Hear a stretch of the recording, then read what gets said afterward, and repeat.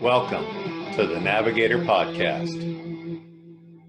Welcome to the Navigator Academy, Module 45, Customer Experience. With me is Dr. Lisa Perrine, CEO of Cibola Systems. She's an experienced designer and organizational strategist whose career spans 30 years and includes more than 1,000 consulting engagements.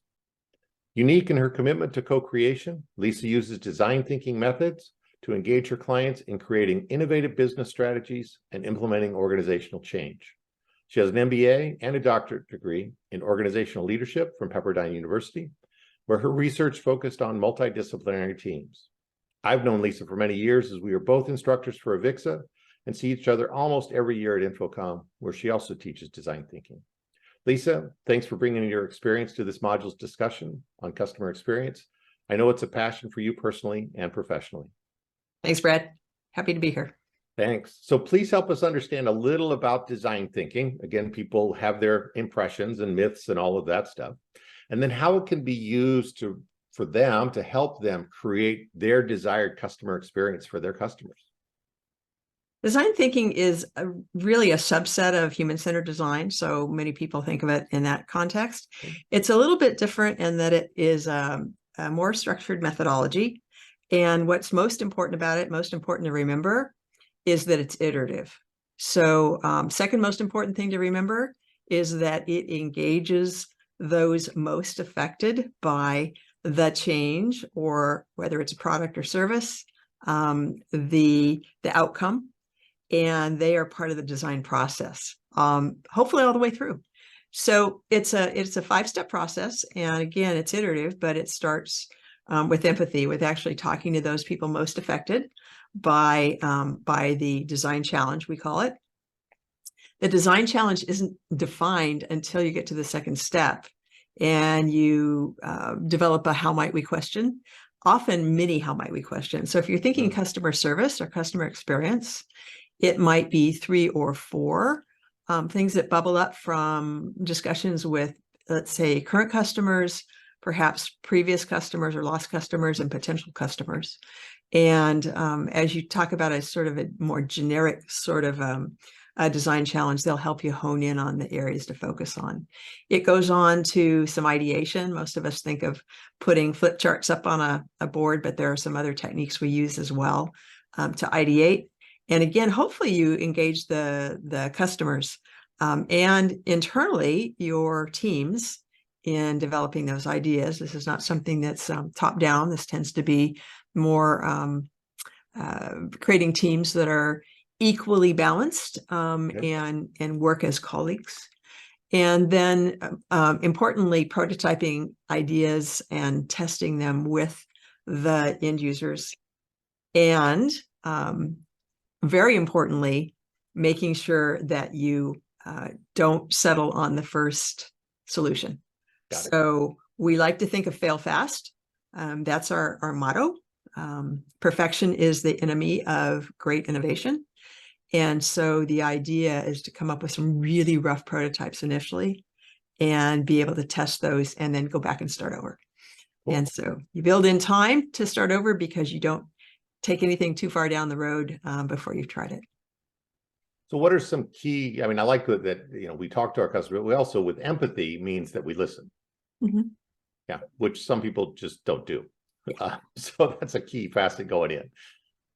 What are some key areas that you focus on when working with clients in improving their customer experience? And I would say the clients now would be a company trying to provide customer experience to their customers. So, in the technology field, I think we often think of service, or we think of, product development, but this can also be used internally. And so one of the things that we make sure we do at the very beginning is focus on success metrics. And that usually comes from the most senior folks, the owners, let's say executive owners of the project, understanding what the actual measurable outcome is that is a success. And if you don't know that, you probably don't want to go down the road to begin with. From there, then we tend to look at customer insights. And as you well know, because you've been kind enough to let my class Right. at Avixa use your class through the empathy process, we tend to ask questions like, I like, I wish, what if. So I like is, in my current state in this situation, whether it's an existing situation or a potential hypothetical one, this is what I like. This is what I wish could be different or better. And what if is, if I had to think of something new that I haven't experienced but would be really great for me personally, what is it? What I find is that, and I think, Brad, you know this, the first 7 folks you talk to as you ask open-ended questions, very important to ask open-ended questions. The first 7 will give you a good idea of where you're going. By the time you get to 17, boy, you pretty much nailed it. So that sounds like a lot, but often these are really just 20 or 30-minute dialogues. And what's super important is to ask people to tell you stories, because then you can really connect with their emotions, with their values, and not just with a sort of a pat answer, what they think you want to hear. Got it. So I rely on stories a lot. So who, and I'll ask a question on both sides of the coin. Who are the key stakeholders that are typically involved in designing customer experience, and then why are they important to that process? Well, of course, customers are first.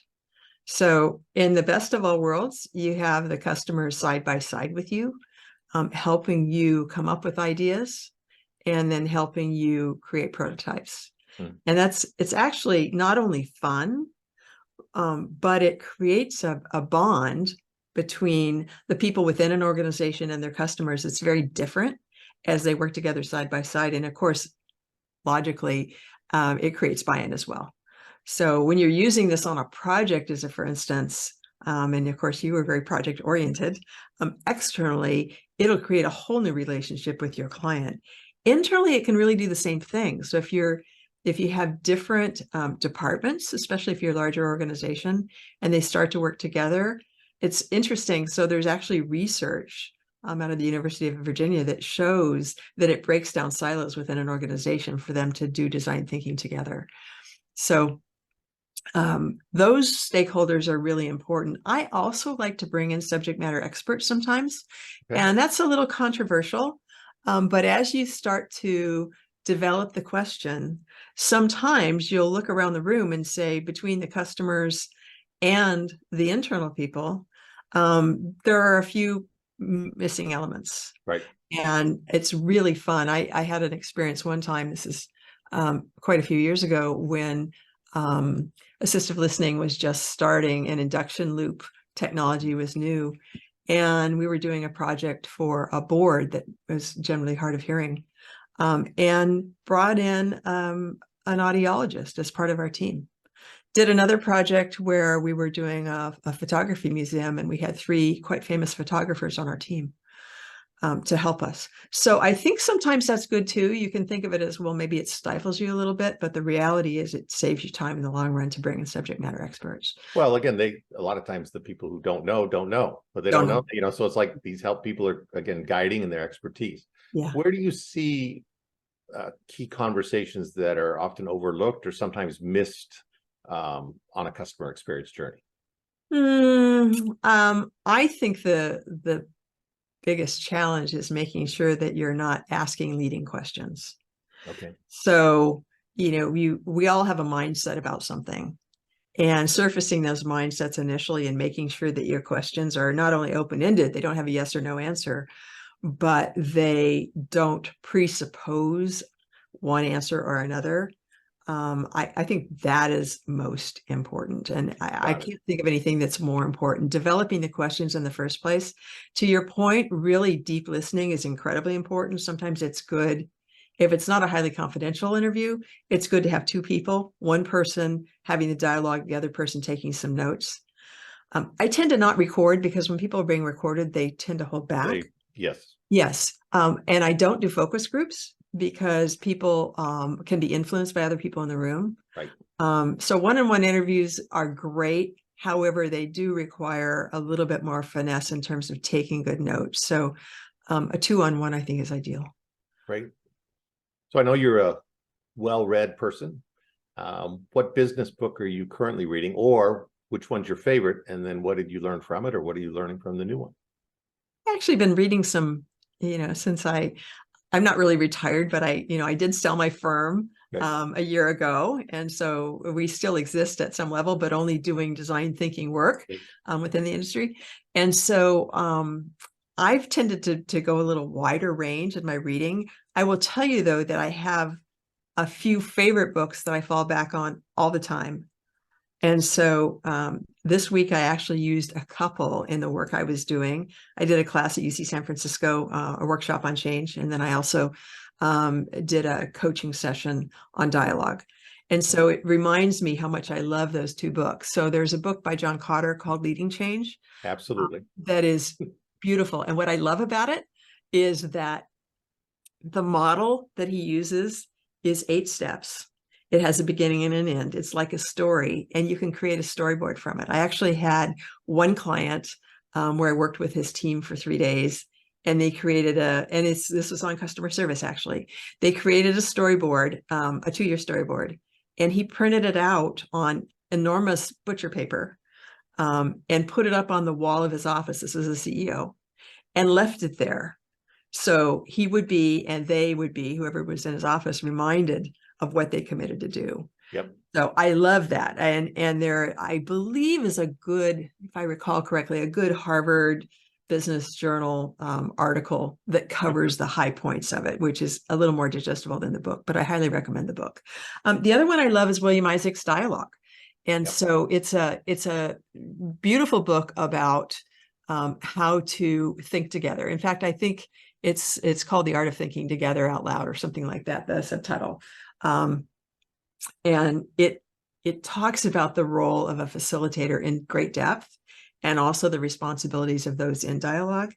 And I actually have created a 1-page kind of cheat sheet that I use personally, because I do a lot of facilitation. And I also share with a lot of my clients that helps them have a great dialogue, a deep dialogue, and use generative questions. So that's another favorite. Neither of them are really light reading, but they're both extremely valuable, and I reference them all the time.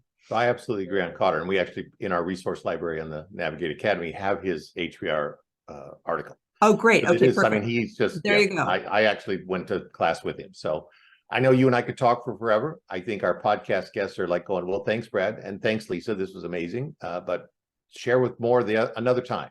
Okay. So I appreciate your time, and let's connect again. All right. We'll see you soon. Thanks so much. Bye. Bye.